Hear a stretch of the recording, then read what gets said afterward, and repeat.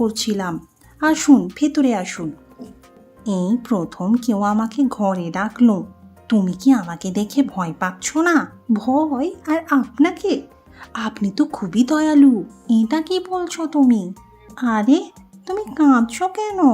আমি তো আপনার কপালের জন্য কাঁদছি। আমার কপালের জন্য? ঠিক করে বলো তো, বিষয়টা কি? আমাদের এখানে এক ভয়ঙ্কর দানব এসেছে। সে ওই জঙ্গলের গুহায় থাকে। আজ আমি কাঠ নিতে গিয়ে তাকে দেখেছি।